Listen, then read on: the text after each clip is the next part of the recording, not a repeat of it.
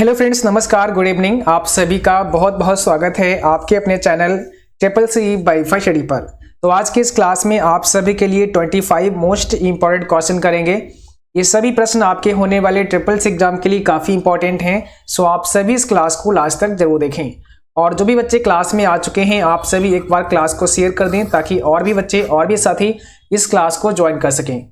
चलिए स्टार्ट करते हैं। बट इस क्लास को स्टार्ट करने से पहले आप सभी को बता दें, अगर आप CCC एग्जाम के लिए ऑनलाइन मॉक टेस्ट करना चाहते हैं तो आप हमारी वेबसाइट www.ccc.byfirst.com पर विजिट करें। यहाँ पर आपको ढेर सारे ऑनलाइन मॉक टेस्ट हिंदी और इंग्लिश में मिल जाएंगे। साथ ही साथ यहाँ से आप इंपॉर्टेंट क्वेश्चन आंसर और उसके PDF भी डाउनलोड कर सकते हैं। इस वेबसाइट का लिंक नीचे डिस्क्रिप्शन बॉक्स में दिया गया है, जहाँ से आप विजिट कर सकते हैं। तो चलिए स्टार्ट करते हैं। आज का सबसे पहला प्रश्न आपके सामने आ चुका है, आप सभी बच्चों को जवाब करना है। पहले क्वेश्चन में पूछा है, file transfer protocol application layer पर कार्य करता है। आपको यहाँ पर ट्रू एंड फॉल्स में आंसर देना है। क्या file transfer protocol application layer पर कार्य करता है?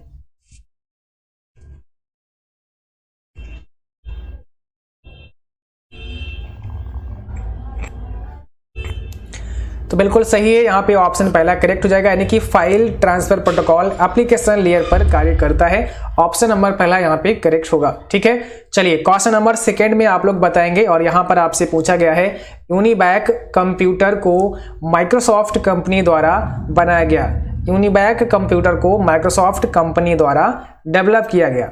यहाँ पे ट्रू एंड फॉल्स में ही आपको आंसर करना है। तो क्या होगा इसका सही जवाब? ट्रू होगा या फिर फॉल्स होगा?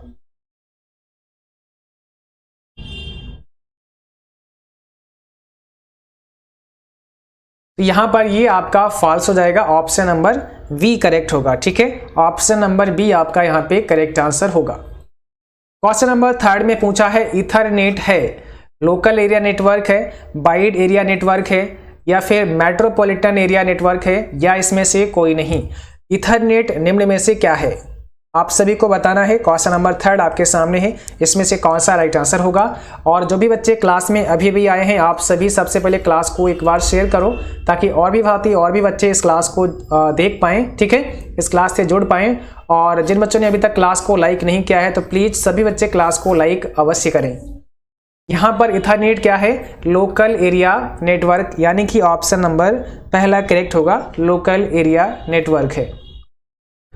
क्वेश्चन नंबर 4 में क्या पूछा है, जो अनुदेश आसानी से समझे जा सकते हैं वह कहलाते हैं। जो अनुदेश आसानी से समझे जा सकते हैं वह क्या कहलाते हैं? User friendly, information, word processor icon, या इनमें से कोई नहीं। तो क्वेश्चन नंबर 4 में आपका कौन सा है राइट आंसर? जो अनुदेश आसानी से समझे जा सकते हैं क्या कहलाते हैं? यूजर फ्रेंडली कहलाते हैं। तो ऑप्शन पहला है यहाँ पे, यूजर फ्रेंडली कहलाते हैं। क्वेश्चन नंबर देखिए नेक्स्ट में क्या पूछा है। पूछा है आपसे, 8 बिट के समूह को क्या कहा जाता है? 8 बिट के समूह को क्या कहा जाता है? निबल, बाइट, वर्ड, या फिर किलोबाइट?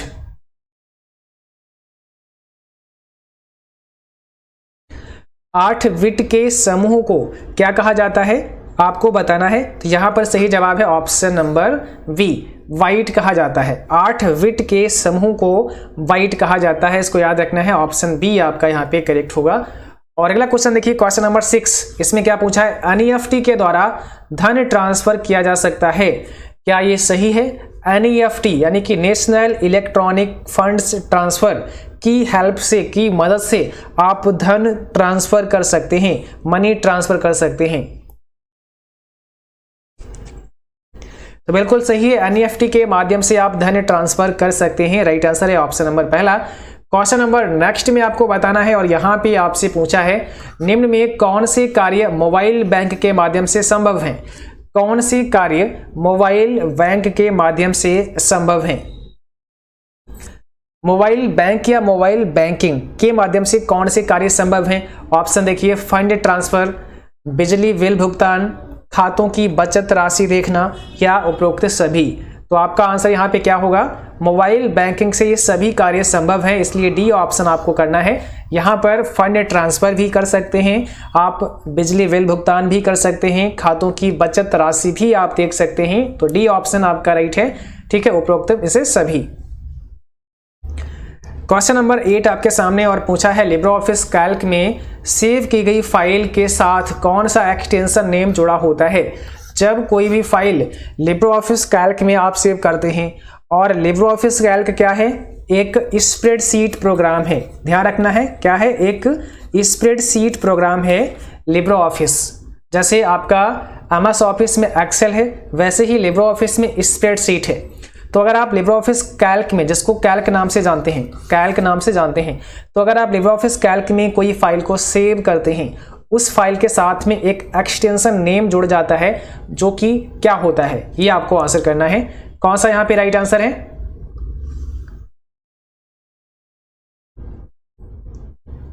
ऑप्शन बी .ots, ठीक है, .ots इसका मतलब होता है ओपन डॉक्यूमेंट, और यस फॉर स्प्रेडशीट, याद रखना है .ods हो जाएगा आपका राइट आंसर। क्वेश्चन नंबर देखिए नेक्स्ट में क्या पूछा है, लिब्रे ऑफिस इंप्रेस में सेव की गई फाइल के साथ कौन सा एक्सटेंशन जुड़ा होता है। अब लिब्रे ऑफिस इंप्रेस, इंप्रेस क्या है, इंप्रेस एक प्रकार का प्रेजेंटेशन प्रोग्राम है, ठीक है, एक प्रेजेंटेशन प्रोग्राम है, जैसे कि आपका पावर पॉइंट है एमएस ऑफिस में, सेम पावर पॉइंट की तरह ही इंप्रेस भी एक प्रेजेंटेशन प्रोग्राम है लिब्रे ऑफिस का, ठीक है। तो अगर आप इंप्रेस में कोई भी फाइल बनाते हैं, उसके साथ में कौन सा एक्सटेंशन नेम जुड़ जाता है।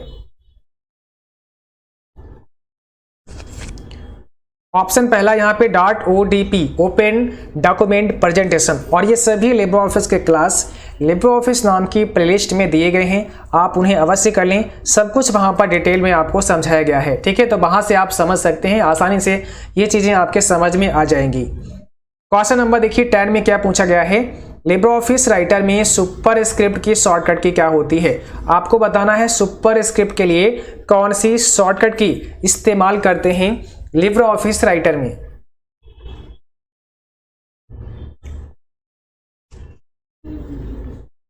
सही जवाब है ऑप्शन पहला कंट्रोल शिफ्ट और पी।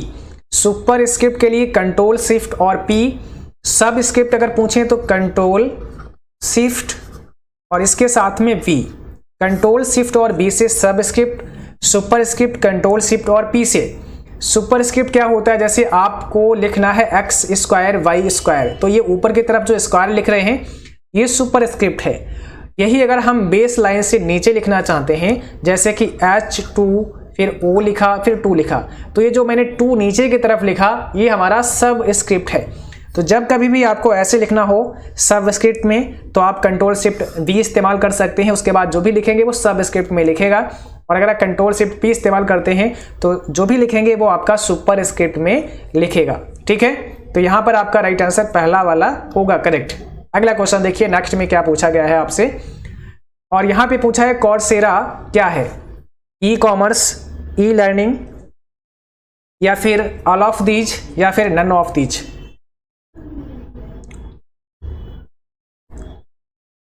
कॉर्सेरा एक e learning, option number B, e learning portal है, यानी कि बी ऑप्शन यहां पर करेक्ट हो जाएगा, इसको याद रखना है। क्वेश्चन नंबर 12 में आपसे पूछा है F2 से किसी भी सेल को एडिट किया जा सकता है। कोई भी सेल है, उस सेल को अगर आप एडिट करना चाहते हैं तो F2 प्रेस कर सकते हैं, F2 से सेल को एडिट कर सकते हैं। क्या ये सही है? तो बिल्कुल सही है, आप F2 से किसी भी सेल को एडिट कर सकते हैं। और अगर आप किसी फाइल या फोल्डर को रीनेम करना चाहते हैं, फाइल या फोल्डर को अगर आप रीनेम करना चाहते हैं तो भी F2 का इस्तेमाल कर सकते हैं, ठीक है, F2 का इस्तेमाल कर सकते हैं, इसको याद रखना है। लिब्रे ऑफिस राइटर में अगर आपको फार्मूला बार ओपन करनी है, लिब्रे ऑफिस राइटर में अगर आपको फार्मूला बार ओपन करनी है तो भी आप F2 प्रेस कर सकते हैं। किसके लिए? फार्मूला बार ओपन करने के लिए। किसमें? लिब्रे ऑफिस राइटर में। ये भी आपको याद रखना है, ठीक है। तो ये सभी पॉइंट आपके लिए इंपॉर्टेंट हैं और ये पॉइंट सभी एग्जाम में पूछे जाते हैं। अगला क्वेश्चन देखिए, क्वेश्चन नंबर 13 में पूछा है कैल्क में जब नंबर टाइप करते हैं सेल के अंदर तो डिफॉल्ट अलाइनमेंट होता है, यानी कि जब आप लिब्रे ऑफिस कैल्क में किसी सेल में कोई भी नंबर टाइप करते हैं, तो डिफ़ॉल्ट रूप से उसका जो अलाइनमेंट होता है वो क्या होता है, जैसे मान लिया लिब्रो ऑफिस कैल्क में है और आपके बहुत सारे सेल हैं, है ना, ये सारे सेल हैं। सेल तो आप समझते होंगे, यहाँ पर जो कॉलम एंड रो का बीच का एरिया होता है उसको सेल कहते हैं। जैसे यहाँ पे देखो ये वाला सेल है, ये सेल है, ये सेल है, ऐसे करके बहुत सारे सेल हैं। अब अगर कोई भी नंबर आपने सेल में टाइप किया है तो इसका अलाइनमेंट कहाँ पर होगा, हमेशा कहाँ होगा, राइट अलाइन होगा। ठीक है, यहाँ पर लेफ्ट की स्पेलिंग गलत है, LEFT, ठीक है, लेफ्ट हो जाएगा, इसको काट देते हैं। ठीक है, तो देखो यहाँ पे राइट अलाइन हो जाएगा। नंबर जब टाइप करेंगे तो हमेशा, जैसे अगर आपने 1 लिखा तो 1 इस साइड से लिखेगा, राइट साइड से। यही अगर आपने कोई लेटर लिखा, जैसे आपने लिखा D, तो D कहाँ से आएगा, D आपका लेफ्ट साइड से आएगा। यानी कि जब भी कोई सेल में नंबर टाइप करेंगे उसका अलाइनमेंट राइट साइड होगा, जब कोई आप लेटर टाइप करेंगे उसका अलाइनमेंट लेफ्ट साइड में होगा। इतना आपको याद रखना है। क्वेश्चन नंबर देखिए अगला पूछा है आपसे, सबसे व्यापक रूप से इस्तेमाल किया जाने वाला प्रोटोकॉल है। सबसे व्यापक रूप से इस्तेमाल किया जाने वाला प्रोटोकॉल कौन सा है, इसमें से आपको राइट आंसर करना है।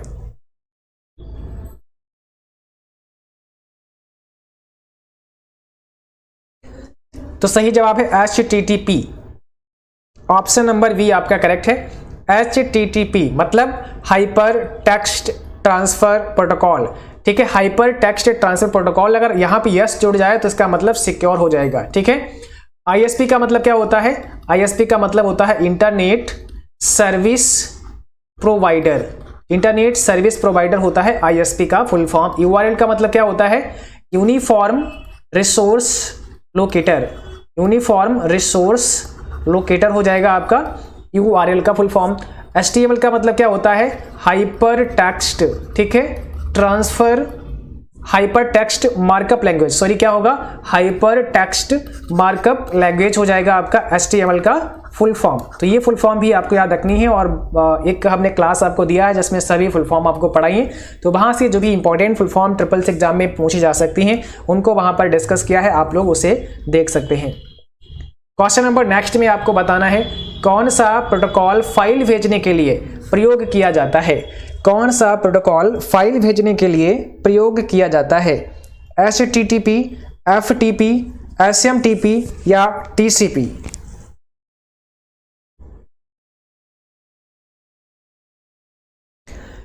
कौन सा प्रोटोकॉल फाइल भेजने के लिए प्रयोग किया जाता है, जिसका नाम होता है FTP, जिसका मतलब होता है फाइल ट्रांसफर प्रोटोकॉल। तो FTP का मतलब क्या है, याद रखना है, फाइल ट्रांसफर प्रोटोकॉल। ठीक है, फाइल ट्रांसफर प्रोटोकॉल।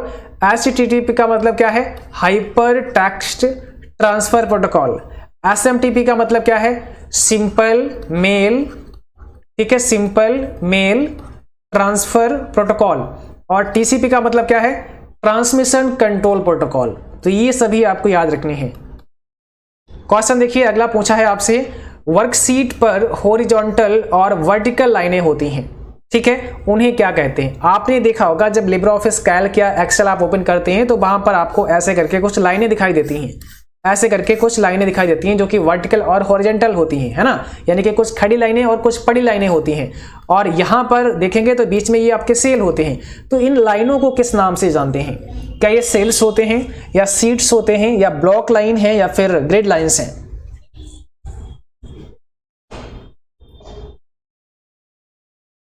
यहां पर कौन सा राइट आंसर होगा, इसको बोलते हैं ग्रिड लाइंस। क्या बोलते हैं, ये आपकी ग्रिड लाइंस होती हैं। ठीक है, और कई बार पूछते हैं कि क्या by default grid lines print होती हैं, तो नहीं, यानी कि by default grid lines print नहीं होती हैं। जब आप प्रिंट करना चाहते हैं तब आप प्रिंट कर सकते हैं, लेकिन बाय डिफॉल्ट अगर आप प्रिंट करते हैं तो ग्रिड लाइंस प्रिंट नहीं होती हैं। ये भी आपको याद रखने हैं। ठीक है, अगला क्वेश्चन आपको बताना है, और यहां पर पूछा गया है, आउटपुट डिवाइस का प्रयोग करके आप कर सकते हैं क्या, डाटा इनपुट कर सकते हैं, डाटा स्टोर कर सकते हैं, डाटा स्कैन कर सकते हैं, या डाटा व्यू या प्रिंट कर सकते हैं। किसका इस्तेमाल करके, आउटपुट डिवाइस का इस्तेमाल करके। आउटपुट डिवाइस का इस्तेमाल करके आप क्या कर सकते हैं, आपको बताना है इन चारों ऑप्शन में से कौन सा सही जवाब है।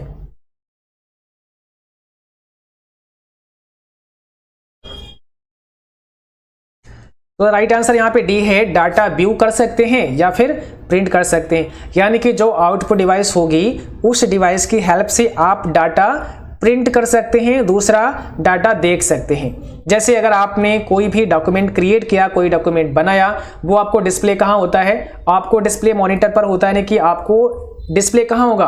आपके स्क्रीन पर आपको दिखाई देगा, ठीक है। दूसरा, अगर आप उसी डॉक्यूमेंट को प्रिंट करना चाहते हैं तो प्रिंटर से प्रिंट कर सकते हैं। और प्रिंटर क्या है? एक प्रकार का आउटपुट डिवाइस है। तो आउटपुट डिवाइस का प्रयोग करके आप डेटा को देख सकते हैं या फिर उसे प्रिंट कर सकते हैं, ठीक है। जैसे डेस्कटॉप पर आपको दिखाई देता है, तो डेस्कटॉप क्या हो गया? एक प्रकार का आउटपुट डिवाइस हो गया। प्रिंटर क्या हो गया? एक प्रकार का आउटपुट डिवाइस हो गया, है ना। अगर आपसे पूछें कि आपका जो साउंड है, जो स्पीकर है, ठीक है, स्पीकर क्या है? स्पीकर भी आपका एक आउटपुट डिवाइस है। इसी प्रकार से अगर आपसे पूछें कि आपका जो माइक्रोफोन है, माइक्रोफोन क्या है? तो माइक्रोफोन एक प्रकार का इनपुट डिवाइस है, क्योंकि माइक्रोफोन से आपकी जो वॉइस है वो रिकॉर्ड होती है ना। और जो आपका हेडफोन है या फिर आपका जो क्या वो ईयरफोन है या फिर आपका जो स्पीकर है, ये सभी क्या है? आउटपुट डिवाइस हैं। इसको याद रखना है, ठीक है। तो यहां पर हो जाएगा आपका राइट आंसर डाटा व्यू या फिर प्रिंट, डी ऑप्शन करेक्ट है। क्वेश्चन नंबर देखो, अगला पूछा है आपसे, निम्न में से कौन सा हार्डवेयर का उदाहरण नहीं है? अब इसमें से आपको क्या बताना है? कौन सा हार्डवेयर का एग्जाम्पल नहीं है? माउस, प्रिंटर, मॉनिटर या ऑपरेटिंग सिस्टम, इसमें से हार्डवेयर कौन सा नहीं है? तो अगर आप देखेंगे, माउस एक हार्डवेयर का प्रकार है, प्रिंटर एक हार्डवेयर का प्रकार है, मॉनिटर एक हार्डवेयर का प्रकार है, ऑपरेटिंग सिस्टम जिसे ओएस कहते हैं शॉर्ट में, जिसका मतलब है ऑपरेटिंग सिस्टम, जो कि एक प्रकार का सॉफ्टवेयर होता है, एक सॉफ्टवेयर होता है, यानी कि सिस्टम सॉफ्टवेयर के अंतर्गत आता है। तो ये एक सॉफ्टवेयर है, ना कि हार्डवेयर। तो बाकी सभी हार्डवेयर हैं, डी ऑप्शन आपका राइट हो जाएगा, यही आपका सॉफ्टवेयर है। अगला क्वेश्चन देखिए, और यहां पर यह पूछा है आपसे, यह कंप्यूटर का वह भाग है जिसे कोई छू नहीं सकता, यानी कि कंप्यूटर का वह पार्ट्स जिसके कोई छू नहीं सकता क्या होता है? हार्डवेयर, प्रिंटर, माउस या सॉफ्टवेयर? कंप्यूटर का वह भाग है जिसे कोई छू नहीं सकता, तो आपको पता है सॉफ्टवेयर है। हार्डवेयर आप टच कर सकते हैं, जिसमें प्रिंटर, माउस ये सभी टच कर सकते हैं, बट सॉफ्टवेयर को आप टच नहीं कर सकते हैं, छू नहीं सकते हैं, देख नहीं सकते हैं। तो डी ऑप्शन आपका राइट है, सॉफ्टवेयर, ठीक है। क्वेश्चन नंबर नेक्स्ट में आपको बताना है, 20 में पूछा है आपसे, निम्न में कौन सा इंटरनेट संबंधी पद नहीं है? अब यहां पे क्या बताना है? कौन सा पद इंटरनेट से संबंधी नहीं है? ब्राउजर, प्रिंटर, सर्च इंजन या हाइपरलिंक? इंटरनेट से संबंध किसका नहीं है? देखो, ब्राउजर का भी संबंध इंटरनेट से है। ब्राउजर की ही हेल्प से आप इंटरनेट पर किसी साइट को विजिट कर सकते हैं। प्रिंटर तो आपको पता है एक आउटपुट डिवाइस है, तो इसका कोई संबंध इंटरनेट से है नहीं, तो यही आपका राइट आंसर हो जाएगा। बाकी सर्च इंजन भी आपका इंटरनेट से संबंधित है, और हाइपरलिंक आपको पता है ये भी इंटरनेट से संबंधित है ना। हाइपरलिंक की मदद से ही आप किसी दूसरे वेब पेज पर विजिट करते हैं। तो यहां पर क्या होगा राइट आंसर? प्रिंटर हो जाएगा, option number V. Question number देखिए 21, और यहां पर क्या पूछा है, निम्न में कौन सा एक एप्लीकेशन सॉफ्टवेयर नहीं है? इसमें से आपको क्या बताना है, कौन सा एक एप्लीकेशन सॉफ्टवेयर नहीं है? एमएस वर्ड या फिर disk fragmenter, Photoshop, Libre Office? Application software कौन सा नहीं है? देखो, एप्लीकेशन सॉफ्टवेयर होते क्या है, पहले ये समझ लो एक बात थोड़ा सा। एप्लीकेशन सॉफ्टवेयर आप सिंपल एक बात समझो, जहां पर, ठीक है, जहां पर यूजर कार्य कर सके, बस एक सिंपल सी आप बात याद रखो, जहां पर यूजर कार्य कर सके वो सॉफ्टवेयर कैसा होता है? वो सॉफ्टवेयर आपका एप्लीकेशन होता है। बस इतना सा आपको याद रखना है, छोटी सी डेफिनेशन है आपके लिए। जहां पर यूजर कार्य कर सके वो एप्लीकेशन सॉफ्टवेयर है, या फिर ऐसे कह सकते हैं कि जो सॉफ्टवेयर यूजर के कार्य के लिए बनाया गया होता है, ऐसा सॉफ्टवेयर जो यूजर के कार्य के लिए बनाया गया हो वो एप्लीकेशन सॉफ्टवेयर है। दूसरा, यहीं पर अगर आपको बताएं सिस्टम सॉफ्टवेयर, तो बस सिंपल आप इसके लिए इतना याद रखो, ऐसा सॉफ्टवेयर जो कि सिस्टम के लिए बनाया गया हो, जो सिस्टम की जरूरत को पूरा करता हो, वो सॉफ्टवेयर कैसा होता है? सिस्टम सॉफ्टवेयर होता है। अभी बात करते हैं एप्लीकेशन सॉफ्टवेयर की, और यहां पर पूछा कि कौन सा एक एप्लीकेशन सॉफ्टवेयर नहीं है। तो देखो, हमने क्या बताया, जहां यूजर कार्य करता है या जो सॉफ्टवेयर यूजर के लिए बनाया गया होता है वो एप्लीकेशन होता है। अब MS वर्ड को अगर आप देखेंगे तो MS वर्ड वर्ड प्रोसेसिंग का एक सबसे ज़्यादा पॉपुलर सॉफ्टवेयर है, जहां पर आप सभी अपना वर्ड प्रोसेसिंग का कार्य करते हैं, यानी कि आप कोई रिज्यूमे बनाते हैं, बायोडाटा बनाते हैं, कुछ टाइपिंग करते हैं, जो भी आप कार्य करते हैं लिखने से संबंधित, है ना, कोई रिपोर्ट लिखते हैं, कुछ भी करते हैं, तो वो सारा कार्य MS वर्ड में होता है। और ये सारा कार्य कौन करता है? यूजर करता है। क्यों करता है? यूजर की जरूरत होती है ऐसा कार्य करने के लिए, तभी वो MS वर्ड पर अपना काम करता है। इसका मतलब ये MS वर्ड यूजर के काम के लिए बनाया गया है। और हमने आपको बताया जो सॉफ्टवेयर यूजर के काम के लिए बनाया गया हो वो सॉफ्टवेयर एप्लीकेशन सॉफ्टवेयर होता है। ये छोटी सी डेफिनेशन आपके लिए है, इसको याद रखना है, बस सिंपल आप पहचान लेंगे। ठीक है, अभी देखो यहां पर बात करते हैं, इसको छोड़ देते हैं, फोटोशॉप पे आते हैं। फोटोशॉप एक सॉफ्टवेयर है जिसकी हेल्प से आप फोटो एडिट कर सकते हैं, फोटो बना सकते हैं, यानी कि बहुत सारा ग्राफिक का काम हम फोटोशॉप पर कर सकते हैं। क्यों? क्योंकि हमें आवश्यकता है उसकी, यूजर की इसकी जरूरत होती है, तभी वो फोटोशॉप पे काम करेगा, है ना। लिब्रे ऑफिस आपको पता है, एक लिब्रे ऑफिस एक सॉफ्टवेयर है जिसकी हेल्प से आप क्या कर सकते हैं। यहाँ पर अगर आप देखेंगे लिब्रे ऑफिस के अंदर तो बहुत सारे सॉफ्टवेयर आपको मिलते हैं, जैसे लिब्रे ऑफिस राइटर है, लिब्रे ऑफिस कैल्क है, लिब्रे ऑफिस इम्प्रेस है। तो ये भी MS ऑफिस की तरह ही एक ऑफिस का सॉफ्टवेयर है लिब्रे ऑफिस नाम से, जिसमें आपका वर्ड प्रोसेसर भी शामिल है, जिसमें आपका एक्सेल की तरह जैसे स्प्रेडशीट बोलते हैं, स्प्रेडशीट भी शामिल है, और प्रेजेंटेशन भी आपका शामिल है, जिससे आप लिब्रे ऑफिस इम्प्रेस के नाम से जानते हैं। तो ये सॉफ्टवेयर भी यूजर के काम के लिए है। ठीक है, इसका मतलब ये भी एप्लीकेशन सॉफ्टवेयर होगा। तो ये भी एप्लीकेशन हो गया, फोटोशॉप भी एप्लीकेशन हो गया, MS वर्ड भी एप्लीकेशन हो गया। बचा क्या है? Disc fragmenter. और डिस्क फ्रेगमेंटर एक प्रकार का यूटिलिटी प्रोग्राम है। क्या है? एक यूटिलिटी प्रोग्राम है। ठीक है, यूटिलिटी प्रोग्राम है डिस्क फ्रेगमेंटर। तो सभी एप्लीकेशन है, but disc fragmenter application software नहीं है, ये आपको याद रखना है। ठीक है, चलिए अब आपको अगले क्वेश्चन पर चलना है 22। और यहां पर देखिए क्या पूछा गया है, कंप्यूटर के संदर्भ में सॉफ्टवेयर का अर्थ क्या होता है। कंप्यूटर के संदर्भ में सॉफ्टवेयर का अर्थ बताना है, इसका मतलब क्या होता है, सॉफ्टवेयर होता क्या है। तो यहां पर 4 ऑप्शन आपके सामने हैं, आपको राइट आंसर बताना है, इसमें से कौन सा करेक्ट हो जाएगा। Computer programs. ठीक है, सॉफ्टवेयर का मतलब होता है कंप्यूटर प्रोग्राम्स, यानी कि सॉफ्टवेयर क्या होता है, बहुत सारे इंस्ट्रक्शंस होते हैं और बहुत सारे इंस्ट्रक्शंस का एक समूह होता है ना, जिसे सॉफ्टवेयर, जिसे प्रोग्राम बोल सकते हैं या फिर उसको सॉफ्टवेयर के नाम से जानते हैं, है ना। एक सेटअप फाइल बनती है, उसके बाद आप उसको इंस्टॉल करते हैं तो वो एक सॉफ्टवेयर आपका कहलाता है। तो इसी प्रकार से कंप्यूटर प्रोग्राम्स ही सॉफ्टवेयर कहलाता है। ठीक है, तो बी ऑप्शन यहाँ पे करेक्ट है। अभी जो आपके सामने 4 ऑप्शन है उसमें से बी ऑप्शन करेक्ट है।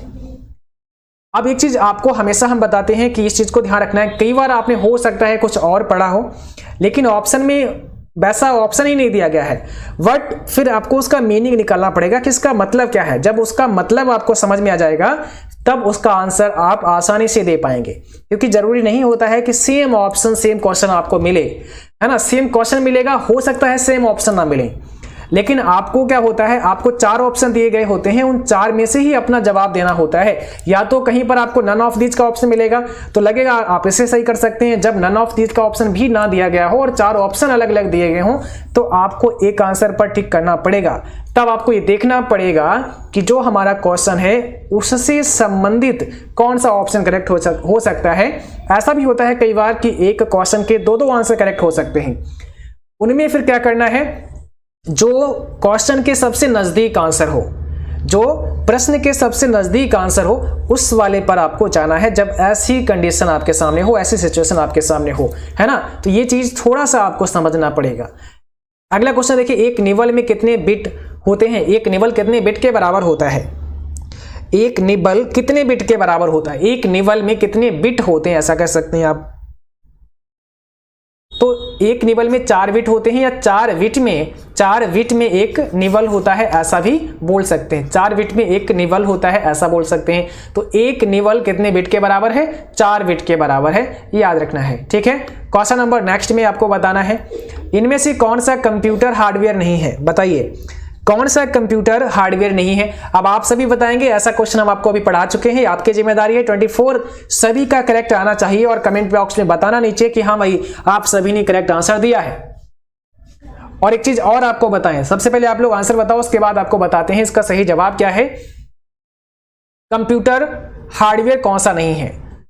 तो देखो यहां पर आपको एक चीज सीख लेनी है, पहले ध्यान से समझो, हम बताना क्या चाहते हैं उस चीज को आप समझो, क्योंकि ऐसा क्वेश्चन अगर आपके सामने आता है और कभी भी उसका आंसर आपको नहीं पता है, कभी भी आपको अगर क्वेश्चन का आंसर नहीं पता है तब उसको कैसे सॉल्व करना है, क्योंकि आपको पता है एक नंबर की बहुत वैल्यू होती है ना। आपको पता है 666 एग्जाम में 50 नंबर होते हैं तब आपको डी ग्रेड से पास किया जाता है, और अगर किसी बच्चे के किसी कारण से 49 नंबर रह गए तो उसके सामने फेल लिख करके आ जाएगा, और उसको ये भी पता नहीं होता है कि हमारे नंबर 49 आए हैं या फिर नंबर हमारा 0 आया है, क्योंकि नंबर नहीं दिखाए जाते हैं। पास होते हैं तभी आपको पता लगता है कि हम डी ग्रेड से पास हो गए। अब अगर मान लिया कि कोई बच्चा 50 नंबर लाया, कोई बच्चा 49 नंबर लाया, तो ये दोनों बच्चे समान ही हैं, लगभग समान इनको नॉलेज है, एक ही नंबर से बच्चा पीछे चला गया है, लेकिन ये फेल है और ये पास है। तो इसलिए एक नंबर की बहुत वैल्यू होती है, और इसीलिए हम जो बताना चाहते हैं वो आप ध्यान से समझो और समझने का प्रयास करो कि क्या बताना चाहते हैं आपको। यहाँ पे देखो इनमें से कौन सा कंप्यूटर हार्डवेयर नहीं है, और जब आपको आंसर ना पता हो तो क्या करना है, तो आपको ये ढूंढना है कि हमें पता क्या क्या है। जैसे इन्होंने क्या पूछा है कि कंप्यूटर हार्डवेयर नहीं है, तो हम एक एक को देखेंगे। माउस, अब आप सोचो क्या माउस कंप्यूटर हार्डवेयर है, तो आपका आंसर होगा हाँ है ना। तो ये भी आपका सवाल सही नहीं है, मतलब ये ऑप्शन आपका सही नहीं हो सकता है, क्योंकि ये तो कंप्यूटर का हार्डवेयर है, और ये पूछ रहे हैं कि कंप्यूटर का हार्डवेयर कौन सा नहीं है। फिर आप आगे बढ़े और आपने देखा प्रिंटर, फिर आपने सोचा हाँ प्रिंटर भी तो हार्डवेयर है, इसका मतलब ये भी आपका जवाब नहीं हो सकता है। फिर आप आगे बढ़े और आपने देखा मॉनिटर, फिर आपने सोचा मॉनिटर भी तो हार्डवेयर है, तो ये भी आंसर नहीं हो सकता है। अब आप खुद आप बता दीजिए अब कौन सा सही होगा, पता चल गया आपको। अब अगर आपको मान लिया कि ड्राइवर नहीं पता है, ड्राइवर के बारे में नॉलेज नहीं है कि ड्राइवर होता क्या है, क्या फर्क पड़ता है, हमें नॉलेज नहीं है, कोई फर्क नहीं पड़ता है, हमें पता चल गए हमारे 3 ऑप्शन हमें खूब पता है कि भाई ये तो हार्डवेयर हो नहीं सकते हैं, तो आराम से आप यहां टिक कर सकते हो कि भाई चौथा वाला ही सही जवाब होगा। तो एक दो प्रश्नों में अगर आपको नहीं पता है ऐसे भी अपना काम चला सकते हैं, अगर थोड़ा सा आप अपनी चालाकी दिखाते हैं तो आप ऐसे ही काम चला सकते हैं और आराम से फिर एग्जाम को पास कर सकते हैं, क्योंकि 1-2 नंबर से ही बच्चे को पीछे कर देते हैं, और 1-2 नंबर से ही अगला बच्चा जो आपका साथी होता है वो डी ग्रेड से पास हो जाता है, और फिर आपको लगता है कि अरे हमारा साथ में पढ़ने वाला बच्चा हमारे जैसा ही था लेकिन वो पास हो गया और हम फेल हो गए, ऐसा क्या हुआ। तो ऐसे छोटी छोटी कमियां आपको बिल्कुल भी नहीं छोड़नी है, और जो बच्चे पिछले बार फेल हो चुके हैं उनको तो बहुत ही सावधानी से पढ़ना है और ऐसी कमियां उनको बिल्कुल भी नहीं करनी है। तो यहां पर क्या हो जाएगा, डी ऑप्शन हो जाएगा ड्राइवर। और आपने देखा होगा ड्राइवर भी एक प्रकार का सॉफ्टवेयर है, एक सिस्टम सॉफ्टवेयर बोल सकते हैं कि यूटिलिटी प्रोग्राम होता है ड्राइवर, जो कि हर डिवाइस के साथ आता है। जब आपको, जैसे आपको प्रिंटर है और आप प्रिंटर को लगाना चाहते हैं, प्रिंटर को इंस्टॉल करना चाहते हैं अपने कंप्यूटर में, तो अगर आप कोई नया प्रिंटर लेके आएंगे, उस नए प्रिंटर को आप जैसे ही कंप्यूटर में लगाएंगे, क्या वो प्रिंट करेगा? नहीं करेगा, क्योंकि अभी आपके प्रिंटर का जो ड्राइवर है ना, उसके बारे में कंप्यूटर को पता ही नहीं है। जब आप अपने प्रिंटर का ड्राइवर, जो आपको सीडी एक मिलेगी, उस सीडी को अपने लैपटॉप या फिर अपने कंप्यूटर में लगा करके उसे इंस्टॉल करेंगे, तो आपके प्रिंटर की पूरी कहानी यहां पर लिखी गई है, इसका ड्राइवर है ये, है ना। तब ये ड्राइवर आपके कंप्यूटर में इंस्टॉल होगा, फिर आप अपने कंप्यूटर में जैसे ही कमांड दोगे प्रिंट करने के लिए, तो आपका नया वाला प्रिंटर उसे प्रिंट करेगा, है ना। तो ये ड्राइवर प्रोग्राम होते हैं किसी भी डिवाइस को चलाने के लिए, है ना, वही ये ड्राइवर है, आपको याद रखना है। तो ये ड्राइवर क्या हुआ, ये तो आपका हार्डवेयर हो नहीं सकता है, ड्राइवर एक सॉफ्टवेयर है, एक सिस्टम सॉफ्टवेयर है, जैसे यूटिलिटी प्रोग्राम के अंतर्गत लाते हैं। ठीक है, क्वेश्चन नंबर देखिए 25, और आज का ये अंतिम प्रश्न आपके लिए है, बिल्कुल सही करना है। सभी बच्चों को पूछा गया है, निम्न में से कौन सा सर्च इंजन नहीं है। बहुत ही सिंपल सा क्वेश्चन है, आपको क्या बताना है, सर्च इंजन कौन सा नहीं है। गूगल के बारे में सभी को पता है, गूगल एक बहुत ही फेमस, है ना, सबसे पॉपुलर सर्च इंजन है। आपको जो भी सर्च करना होता है आज की डेट में मुझे लगता है गूगल पर ही आप लोग जाते हैं, है ना। तो सबसे ज्यादा यही सर्च इंजन आज यूज में है। उसके बाद में अगर बात करें अल्टा विस्टा की, याहू की, क्रोम की, तो अब आपको बताना है इसमें से कौन सा नहीं है। देखो भाई, गूगल भी है, अल्टा विस्टा भी है, याहू भी है। याहू भी एक सर्च इंजन है, बचा क्या, क्रोम। अब ये क्रोम क्या है, गूगल क्रोम है। तो गूगल क्रोम क्या है, गूगल क्रोम एक प्रकार का, बताइए क्या है, ब्राउजर है, एक प्रकार का ये ब्राउजर है। ब्राउजर एक एप्लीकेशन प्रोग्राम होता है, और हमने बताया एप्लीकेशन प्रोग्राम किसके काम आता है, यूजर के काम आता है, और ब्राउजर की हेल्प से ही आप किसी वेबसाइट पर विजिट करते हो, है ना। जैसे आपका इंटरनेट एक्सप्लोरर हो सकता है, आपका मोजिला फायरफॉक्स हो सकता है ना, आपका गूगल क्रोम हो सकता है। ये सभी ब्राउजर हैं, इन्हीं के हेल्प से हम किसी वेबसाइट पर जाते हैं।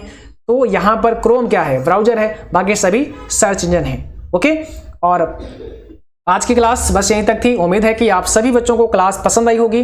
क्लास अच्छी लगी हो उसको लाइक जरूर करना और अपने सभी दोस्तों में शेयर करना, ताकि उन तक भी ये क्लास पहुंच सके और वो भी ट्रिपल एग्जाम की फ्री ऑफ कॉस्ट तैयारी कर सकें। ठीक है, और आप सभी को बता दें, आज की इस वीडियो को स्पॉन्सर किया था CCCexamguru.com ने। CCCexamguru.com भी ट्रिपल एग्जाम के लिए एक बेस्ट वेबसाइट है और इस वेबसाइट पर भी आप सभी अपनी मॉक टेस्ट कर सकते हैं। यहाँ पर ढेर सारे ट्रिपल एग्जाम के लिए ऑनलाइन मॉक टेस्ट दिए गए हैं, बहुत सारे प्रीवियस पेपर यहाँ पर दिए गए हैं जिन्हें आप पढ़ सकते हैं, डाउनलोड कर सकते हैं।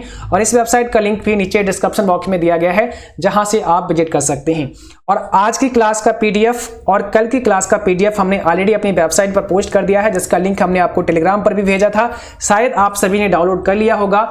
आज का पीडीएफ भी आप सभी को टेलीग्राम पर मिल जाएगा। 9 बजे के बाद में आप टेलीग्राम को चेक करेंगे तो वहां पर आज का पीडीएफ आपको मिल जाएगा, या फिर इसी वीडियो के डिस्क्रिप्शन बॉक्स में भी आप एक बार चेक कर लेना, हो सकता है वहां पर भी आपको लिंक मिले, जहां से क्लिक करके भी आप आज का पीडीएफ डाउनलोड कर सकते हैं। बाकी आप सभी बच्चों को बता दें, जो भी नए बच्चे हैं, जितने भी पहले क्लास हमने आपको कराए हैं उन्हें अवश्य पढ़ें। ठीक है, बहुत सारी प्लेलिस्ट आपको मिलेंगी, आप जब चैनल पर जाएंगे वहां पर प्लेलिस्ट को चेक करेंगे तो जो भी हमने बताई है, लिब्रे ऑफिस नाम की प्लेलिस्ट है, CCC क्रैश कोर्स नाम की प्लेलिस्ट है, इन्हें आप अवश्य कंप्लीट करें। साथ में CCC प्रीवियस पेपर जो भी हमने कराए हैं उनको आप कंप्लीट करें, और उसके साथ साथ हमने जो अभी क्लास आपको दे रहे हैं कि आपको कंटिन्यू करना है, आप निश्चित रूप से ट्रिपल एग्जाम को पास करेंगे। ठीक है, इसके अलावा एक और चीज है, जो भी बच्चे हमारा ई बुक डाउनलोड करना चाहते हैं, ई बुक लेना चाहते हैं, उस ई बुक में आपको 2000 से भी ज्यादा मोस्ट इंपॉर्टेंट क्वेश्चन मिलेंगे, जो कि सभी न्यू सिलेबस पर आधारित हैं, जिन्हें आप डाउनलोड कर सकते हैं। अभी आपको केवल 99 रुपीज में मिल जाएगा, और इस ई बुक को आपको अच्छे से पढ़ना है। यहाँ पे सभी इंपॉर्टेंट क्वेश्चन, लिब्रे ऑफिस हो चाहे इंटरनेट हो,